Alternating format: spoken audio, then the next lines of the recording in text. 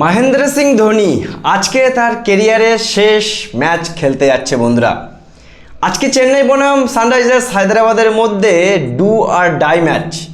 Chennai super king 2026 আইপিএলে তাদের ঘরের মাঠে শেষ ম্যাচটা খেলতে যাচ্ছে বন্ধুরা, যেখানে চেন্নাই সুপার কিংকে আজকে হায়দ্রাবাদকে যে করেও হারাতেই হবে। আর এই ম্যাচে কি মহেন্দ্র সিং ধোনি তার লাস্ট টি-20 ম্যাচটা খেলতে যাচ্ছে বন্ধুরা। 2021 সালে মহেন্দ্র সিং ধোনি বলেছিল, মাই লাস্ট টি-20 it will be in Chennai, মানে আমি আমার ক্যারিয়ারের লাস্ট টি-20 ম্যাচটা খেলবো চেন্নাইতে। আর আজকে সোশ্যাল মিডিয়ায় পুরো গুঞ্জন ছড়াচ্ছে, মানে সোশ্যাল মিডিয়া পুরো তোলপাড়। সবাই বলছে মহেন্দ্র সিং ধোনি গতকাল প্র্যাকটিস করেছিল, মহেন্দ্র সিং ধোনি হয়তো ম্যাচটা খেলবে।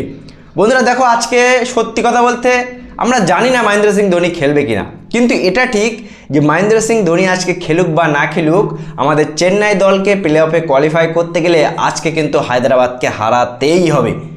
আর হাতে মাত্র দুটো ম্যাচ, আজকে হায়দ্রাবাদের সাথে আর ঠিক তারপরে গুজরাটের সাথে। আর এই দুটো ম্যাচের মধ্যে দুটো ম্যাচই চেন্নাইকে জিততে হবে, না হলে কিন্তু চেন্নাই কোয়ালিফাই করতে পারবে না।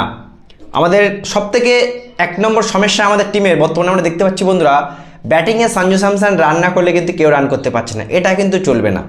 আজকে যদি হায়দ্রাবাদকে হারাতে হয় ঘরের মাঠে, সবার ভালো ব্যাটিং করতে হবে। বলিংয়ে আমাদের অনেক ইঞ্জুরি সমস্যা আছে, আমাদের জিমি ওভারটন নেই, আমাদের বড় বড় বোলার ফোলার কেউ নেই।